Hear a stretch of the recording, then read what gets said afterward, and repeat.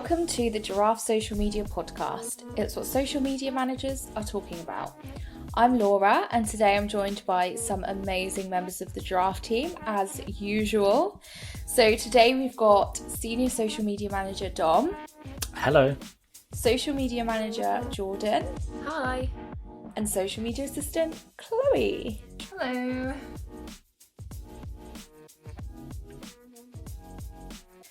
As always, in our coffee break episodes, we bring a topic to the table that we want to have a chat about and get each other's thoughts on. But to start with, I have got a question for you all. So what do you love most about working in social media marketing? Chloe, do you want to start us off?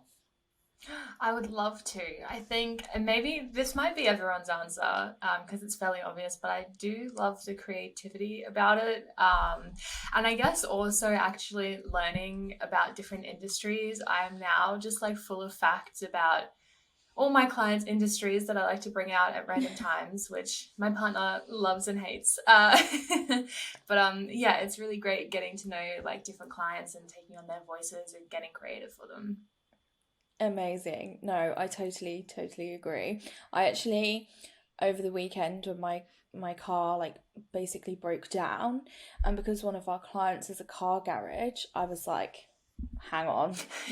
I know what that number off by heart. I know what that light means. I know I don't need to panic. This is what I need to do. So yeah, definitely agree. Jordan, what about you? What do you love most? I would say similar to Chloe, the creative side. I really like making posts, and I don't know if my answer's a bit cringy, but I would say it's knowing that your content has value to the people that actually see it. Obviously, you get that a lot through community management when you see people comment on things. But I mean, an example would be that I worked for a client that has a series for a children's TV show. And a fan sort of shared a drawing of the characters on the TV show, which we then asked to reshare, and we reshared. And you could just tell how happy he was and how like thoughtful he was, and it was just very nice and very cute. And yeah, it just makes me happy. I just love user-generated content as well. So yeah, no, I know which client you're talking about, Jordan, and it's the cutest, the cutest thing ever. Dom. Yeah, I think for me, a couple of things. Like, I really love the fact, as sort of Chloe mentioned, being able to work in so many different industries. Like, it's great learning from, it's like, it's not boring. I think that's in sort of different pies, if that's the saying. But yeah, I really like that aspect of it. And I really love how strategic you can be with whether you're running ads or anything like that, you can really get a detailed understanding of if what you're doing is working or not based on the results that you're achieving, and then having that sort of flexibility and freedom to be able to make decisive decisions based on that. And I really love that sort of part of social. Yeah, for sure. No, and I think sort of leading on from all of your points, like I would say the thing that I love most is like how, although as we're going to sort of go on, it's probably a bit of a struggle, but the thing that I love most is that it's constantly evolving and constantly changing. There's always something new to learn. And I think, like you said, Dom, like it just keeps it exciting. It keeps us on our toes, and just you can't get bored of something if it's continuously evolving and changing. So yeah, great. Well, thank you all so much for sharing what you love most. So this week we are going to be discussing the struggles of being a social media manager, which I'm sure you'll all agree there are many. Whilst it can be the most fun and creative job, it does come with some challenges. So we're going to be talking through some of the most recognised challenges mentioned by our Instagram followers and chat about ways in which we can either overcome them or at least like ease the struggle a little bit. So I'm going to start us off with, I think, was one of the most sort of common struggles that came up. And that was like creating fresh and meaningful content every day. So sort of how do you avoid that content burnout? How do you sort of overcome that? Obviously, as social media managers, we've got to be kept on our toes. We've got to be creating fresh, engaging content. And I think, like you touched upon, Jordan, one of the things that you love most is like giving audiences value. But like, obviously, doing that all the time, it can be challenging. So what are sort of things, I guess, social media managers can do to overcome that burnout? I think it's good to remember that like inspiration is everywhere. Like you may kind of, one week be feeling really burnt out, but then over the weekend, like while you're on social media for your own personal purposes, see something and you can like just, secretly bank it in the back of your head, being like, oh, that's a really great idea for one of my clients. But I think also a little hack is that if you really try, you can like fit a trend into any industry. Like you can create a post that works for every single client that you have. Like, and this is especially big when it comes to like memes that are floating around, like, the Bernie Sanders meme we always bring up on this podcast, but I can't think of a client that it wouldn't really apply to that in some way, and still be like really funny and engaging. So I think definitely, through lockdown, we've seen a lot of trends that, a lot of us have put into play with our clients and they've worked really well. So definitely that might not ease the burnout for you because it definitely like will come and go, but it will help you in, batch creating your posts and making it a lot easier to create schedules for your clients. Yeah, definitely.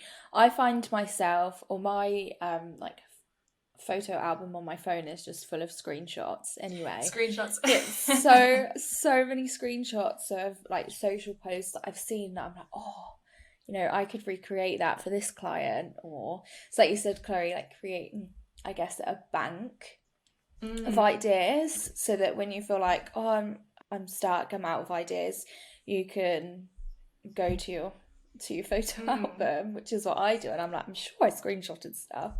And like you say, there's so many things that can be applied to so many different industries and clients. So and I also think there's just something we're really good at doing at Giraffe is like asking the team for ideas, or asking your team for ideas, because you're more than likely, because I know I do it sometimes, so you sit and think like, completely out of ideas. There's nothing new, there's nothing more we can do.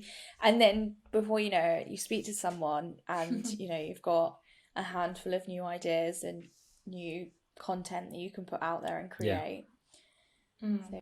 I think it's also like important to remember that with social media, you don't have to reinvent the wheel all the time. Like, it's great to, come up with something new, but some of your best ideas are just repurposing previous ones. I think once you remember that it doesn't have to be groundbreaking, it can kind of take the pressure off a little bit and make it easier for you to like, come up with some ideas or repurpose in areas. I completely agree with both of your points. And going back to Laura's point about just asking the team, I would say that, is this the right saying, that 2 heads are better than 1, 2 brains are better than 1? Whenever I sort of have a brainstorm session, I just always think the more the merrier. Obviously, you have to give context and stuff like that, but I just think I like the idea of ideas sort of jumping off each person. And every single one that I've had has really helped me. So, that would be my main thing. Asking the team. Yeah, no, I would agree. I think you're right. Like, I don't know what the saying is. 2 brains, 2 heads, 2 minds. Unsure, but all the same thing. So, no, love that. Another struggle that came up was people undermining the job role and believing that because they have their own personal Instagram account, they're fully qualified to be a full-time social media professional, which is quite interesting actually, because I think marketing in general can be fairly undermined. I know like in previous jobs that I've had, it's been sort of like, oh, you only work in marketing, like it's not that hard, like anyone can do it kind of thing. I guess this sort of struggle that you come up against, there's not necessarily a way to overcome it other than sort of having confidence in your abilities, believing that what you're doing is amazing, and not everyone can do it. There's so many elements, as you all know, to social media marketing and marketing in general as well, that that a lot of other people wouldn't be able to do without our expertise. So ignore the haters. Definitely. It's like you could have the best donut business ever, and your donuts are like delicious, they're so delicious. But if your marketing isn't there, nobody's ever going to know about it, are they? So it's so important that you find the right person, the right industry to help, build that brand awareness for your brand. Like, just because I cut the grass doesn't mean I'm suddenly a specialist in gardening, does it? You really need to make sure that you find that experience, agency or team, and the sort of idea that social media managers are just there to post and that's all they do, is not right whatsoever. There's so many different aspects you need to think about, so many strategies, whether it's advertising, organic, even like blog content, so much to think about. So a specialist in the field is required. Yeah, I so agree with Dom. Like, I think about this role like as a creative assistant or social media assistant, and I still work within the industry, but there are people here that work at Giraffe where, like, Dom, like, I could never do Dom's job. I like cannot wrap my head around like social media advertising.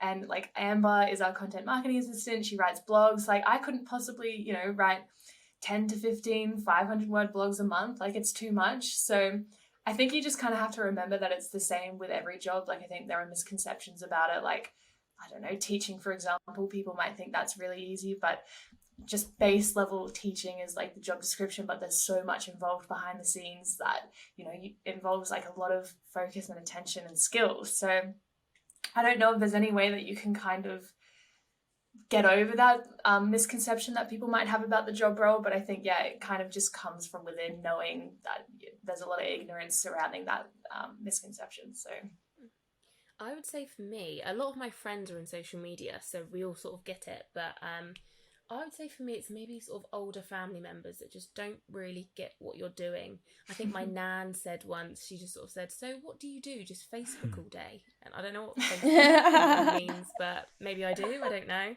But so I just don't think she really understands. I try to explain it over and over, but I don't know. She just doesn't understand. No, I completely agree. Yeah, my my nan, I'm sure for ages she thought I was doing something to do with radio.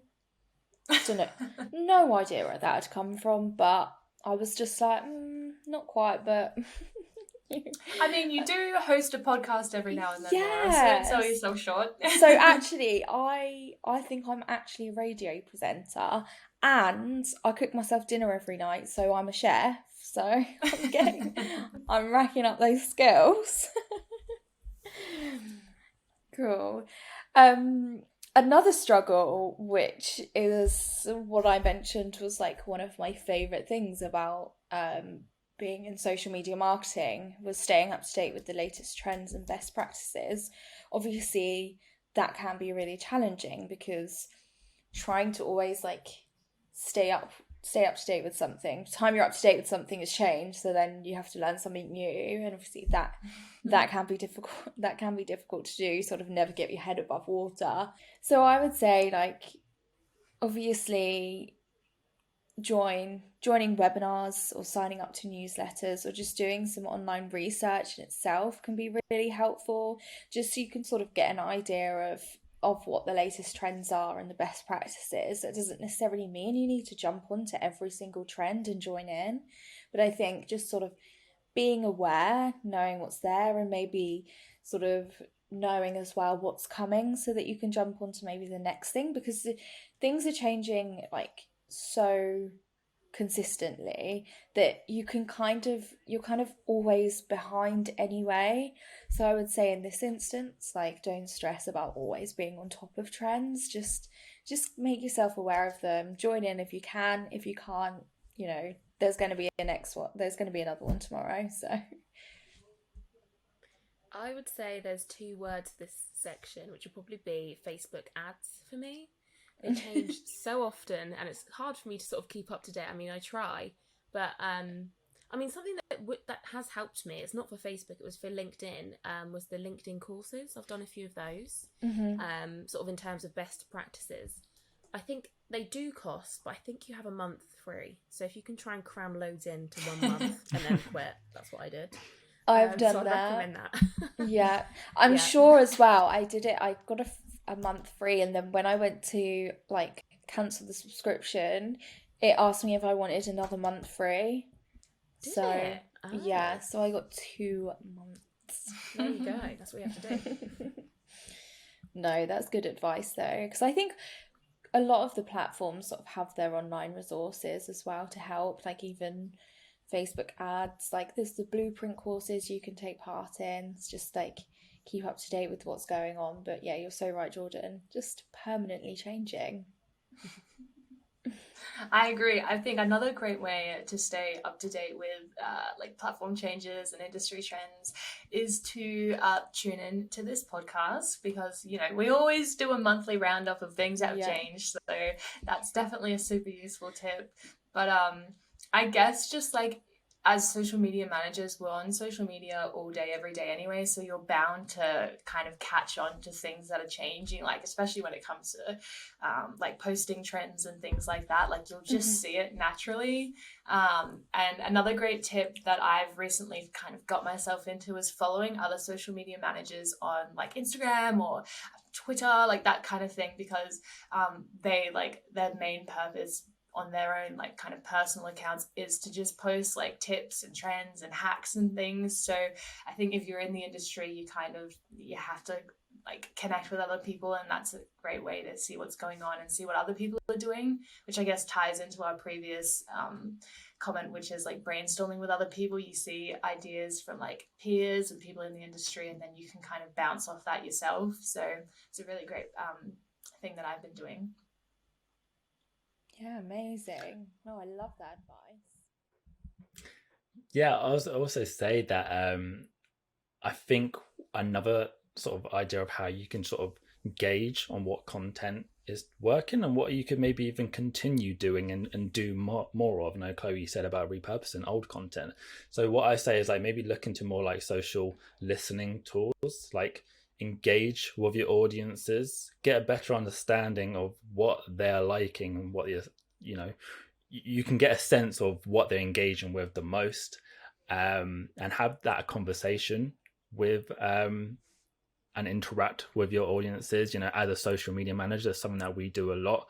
There's a lot of community management, and you can really get a good understanding of what they're sort of saying and what they like. If you tend to see that post maybe isn't getting a lot of engagement, then maybe that's something that maybe you might not want to try going forward. But if they're showing that is getting a decent amount of engagement, then that's maybe a topic that is resonating with your audiences. So maybe you could add a few more posts on that topic, do a series on it. You know, there's definitely have a look at your insights, engage with your audiences, and get a better understanding of, you know, let them tell you what is working and what to try out, you know? Yeah, absolutely. I definitely think that's kind of like key, isn't it? Is follow the data. What does the data tell me? Like, I just have to drum that into myself all the time. I'm like, what is this telling me? What am I learning from it? And how am I going to sort of follow the strategy going forward? So, another common struggle that came up was juggling multiple brand guidelines and tones of voices and visuals and all of that, particularly for those social media managers like us that manage different clients across a variety of different industries. I guess it can be hard at times to sort of keep on top of what client you're creating content for, particular tone of voice, the guidelines. I know something that helps me is sort of making sure that when I'm working on something for one client, that I stick to that task until it's finished. That doesn't always work because my attention span isn't that great. But I do try, you know, particularly like I'll set a day that week that I'm going to maybe work on a schedule for that client, so then I'm kind of a bit more in the zone as opposed to jumping around during the day a lot. I agree. I would say something that really helps for me. I don't know the exact term for it, but I'm going to go with time blocking. So you just sort of basically plan your day and say, okay, for this hour, I'm working on this and nothing else, unless something urgent comes up, obviously. But that really helps me with schedules and just focusing on one client at a time.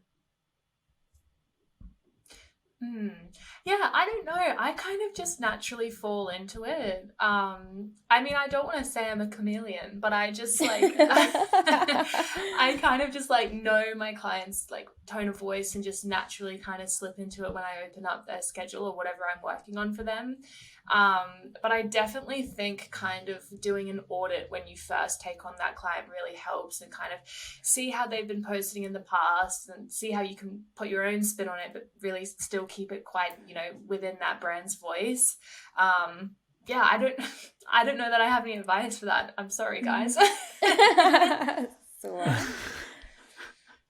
Nailed it, Chloe. You nailed it. I'm really sorry. I'm just, not to brag, but no. Yeah, I think sort of similar to what Jordan says, like make sure you're just managing your time efficiently. Like, you know, map out what certain days you're working on what client. Make sure you're giving yourself enough time throughout the day to complete that task, because it's so easy for something else to pop up.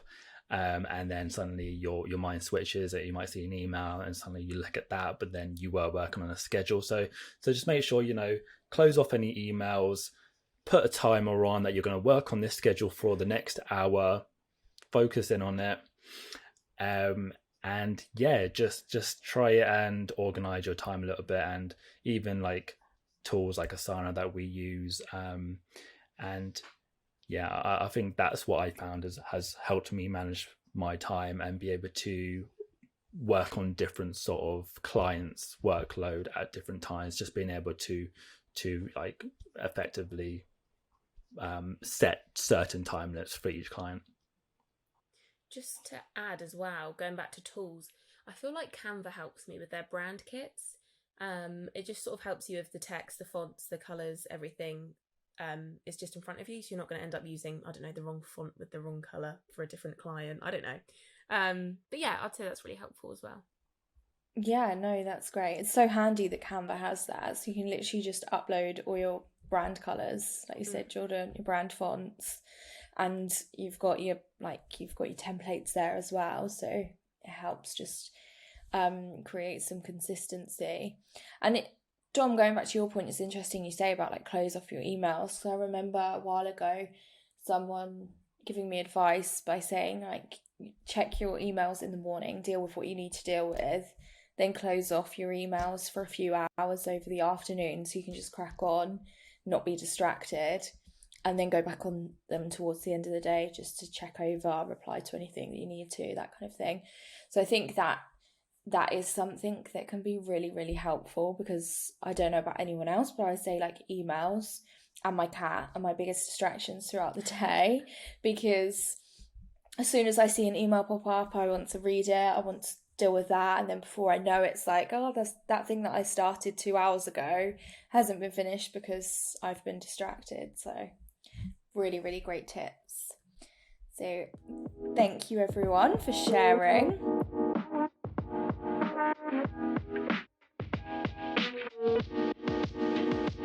Well, that is all we've got time for today. Thank you so much for listening. And don't forget to subscribe so you don't miss our next episode. You can also connect with us on all major social channels and let us know what you thought about the topics we discussed today. What are your primary struggles as a social media manager and how do you overcome them? We've been Giraffe Social Media. You've been amazing. We will see you next time.